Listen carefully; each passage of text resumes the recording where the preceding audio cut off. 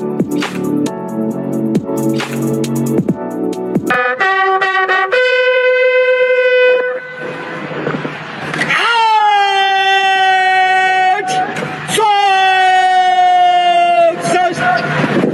Dog ने शहादत दी है और इसकी वजह से कई जानें बची हैं। दूर से फायर किया था, यस, उसकी वजह से हमको ये पता चला कि वो कहां पर छुपे हुए हैं और उसके बाद हमने उस टेररिस्ट को इमीडिएटली न्यूट्रलाइज कर दिया। सुरक्षा वालों ने बताया कि जैसे ही फैंटम को गोली मारी गई उस दिशा में टारगेट को लॉक कर दिया गया।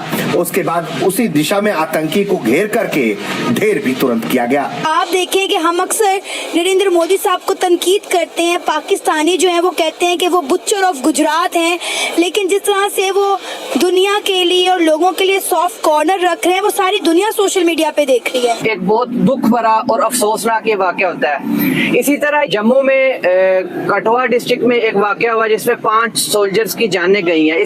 अवाम दुश्मन निजाम की मौजूदगी में अवाम की आसूदगी ख्वाब से ज्यादा कुछ भी नहीं है, और ख्वाब भी वो जो आप दिन को देखते हैं। हिंदुस्तान की वजह से आप देख लें सार वो चला ही नहीं, आने नहीं दिया उसको आगे। अब सवाल ये है कि जी मामला कैसे ठीक होगा। देखिए इसको एक नुक्ते पे फोकस करूंगा आमना कि ये हमारी जो बायलैटरल हिंदुस्तान के साथ ताल्लुकात है ना, इसमें एक था आने की जरूरत है, इसमें अच्छा होने की जरूरत है। ये चक्कर होके गए, उन्होंने कुछ सुना है, प्राइवेटली वादे किए हैं। दोस्तों, आप सबको याद होगा कि 1999 के कारगिल वॉर में किस तरीके से पाकिस्तानी आर्मी अपने साथी जवान के डेड बॉडीज़ को पीछे छोड़कर भाग गए थे। अब और हमारे इंडियन आर्मी ने उनके जवान के डेड बॉडीज़ को ऑफ़र किया तो भी उन्होंने लेने से मना कर दिया था। लेकिन दोस्तों, वहीं दूसरी तरफ अब हमारे इंडियन आर्मी के कितनी बहादुर और ह्यूमैनिटी को आगे रख के ऑपरेट करती है। रिसेंटली ही अखनूर इनकाउंटर में टेररिस्ट द्वारा हमारे इंडियन आर्मी के एक डॉग पर हमला किया गया, जिसे गोली मार के हत्या कर दिया गया, जिसके बाद हमारी आर्मी उस डॉग की हत्या का बदला लेने के लिए उस टेररिस्ट को तुरंत टारगेट लॉक जम्मू में करके मार दिया। कठुआ डिस्ट्रिक्ट में एक वाकया हुआ जिसमें 5 सोल्जर्स की जानें गई हैं। इससे पहले रईसी में एक वाकया हुआ था जिसमें हिंदू पिलग्रिम्स जो उधर आए हुए थे यात्रा के लिए, उन पे अटैक हुआ था।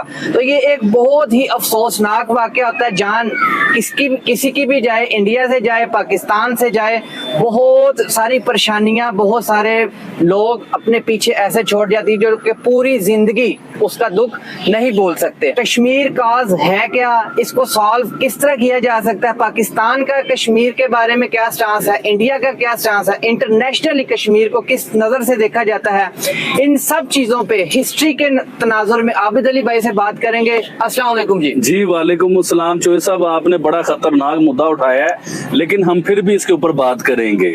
अच्छा, सबसे पहले मैं ये कहना चाहूंगा, जो आपने बताया कि इंसानी जानें ज़ाया हुई हैं, इसके ऊपर बड़ी दिल से तकलीफ है और रंजिश है चीज को लेके कि इंसानी जान कहीं भी हो, चाहे वो क्रिश्चियन हो, चाहे मुसलमान हो, चाहे वो हिंदू हो, किसी की इंसानी जान जाया नहीं होनी चाहिए। अच्छा, इसके साथ साथ आपको ये आइडिया है, कोई एक भी जान इंसानी जाती है कश्मीर के बीच में, चाहे वो पाकिस्तानी साइड हो, चाहे वो हिंदुस्तान साइड हो, तो 1 महीना पीछे हमारा रिलेशन चला जाता है इंडिया और पाकिस्तान का।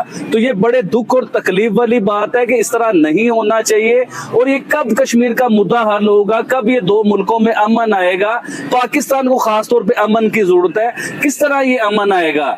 इंडियन प्राइम मिनिस्टर पाकिस्तान आते हैं दोस्ती के लिए, चाहे वो प्राइम मिनिस्टर नरेंद्र मोदी हैं, चाहे वो अटल बिहारी वाजपेयी हैं, वो पाकिस्तान आते हैं दोस्ती के लिए, जफ्फी के लिए, प्यार के लिए, पाकिस्तानी खाने खाए जाते हैं। इवन के नरेंद्र मोदी जिन्हें मुसलमानों का दुश्मन कहा जाता है, वो नवाज शरीफ के हेलीकॉप्टर में बैठ गए थे। किसी मुल्क का वजीर आजम किसी दूसरे मुल्क में गया हो तो हेलीकॉप्टर हेलीकॉप्टर में नहीं बैठता, वो नवाज शरीफ के हेलीकॉप्टर में भी बैठ गए थे। किस चीज के लिए बैठ गए थे? दोस्ती, इंसानियत, पीस, अमन को, ह्यूमैनिटी की वजह से। लेकिन चौधरी साहब हिस्ट्री के ऊपर थोड़ी सी बातें आपसे करना चाहिए, क्योंकि एक दो बातों से ना ये चीज समझ नहीं आएगी, मसला बहुत ज्यादा बिगड़ा हुआ है ये।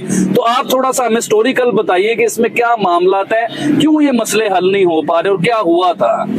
जी आबिद भाई, हिस्टोरिकली क्योंकि ये सारा इशू है हिस्टोरिकली, खासतौर पे 1947 के बाद ये सारा मामला शुरू हुआ है। दरअसल कश्मीर 3 हिस्सों में बटा हुआ है, एक हिस्से का अंदर जिक्र ही नहीं होता जो कि चाइना के पास अक्साई चीन है। उसके आप इसकी पार्टीशन अगर देखें तो 55 या 50% कश्मीर, जम्मू एंड कश्मीर वैली का जो हिस्सा है वो इंडिया के कंट्रोल में है, और तकरीबन को 30 से 35 पाकिस्तान के कंट्रोल में है, लेकिन 10 to 15% चाइना के कंट्रोल में। आपको याद होगा कि 1962 में इंडिया चाइना की वार हुई थी, जो कि इंडिया, जिसमें शिकस्त हुई थी इंडिया को, वो भी इसी के गिर्द घूमती है कि जो बाउंड्री के मसले थे, इंडिया और चाइना के बॉर्डर के मसले थे, उसी को लेके वो जंग छिड़ी थी।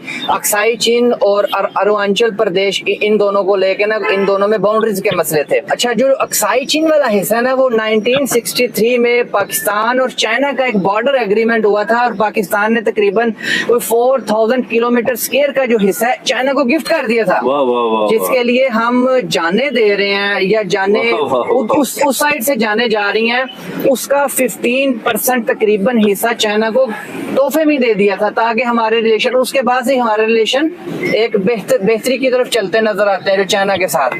अच्छा, मैं इसमें अब आपको हिस्टोरिकली थोड़ा बता दूं। हिस्टोरिकली से पहले जो मैं आपको कंटेम्पररी स्टांस है दोनों कंट्रीज का, वो क्या है कश्मीर को लेके।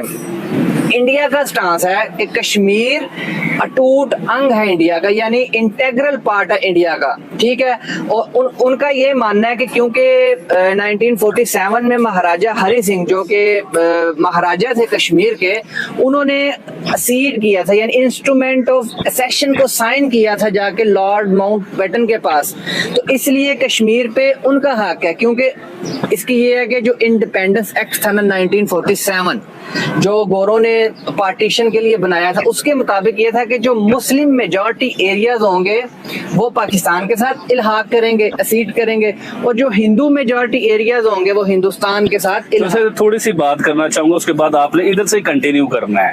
राजा हरि सिंह साहब जो जिनका आपने नाम लिया है, अंग्रेज ने इनके आगे एक ऑफर रखी थी कि आप चाहे इंडिया के साथ मिल जाएं, चाहे आप पाकिस्तान के साथ मिल जाएं। 1947 तक ये फैसला करना था, और इसमें एक ऑप्शन ये भी थी कि चाहे आप खुद मुख्तियार हो जाएं। लेकिन उन्होंने ना पाकिस्तान के साथ मिलना पसंद किया, ना हिंदुस्तान के साथ मिलना पसंद किया। उन्होंने कहा जी हम इंडिपेंडेंट रहेंगे।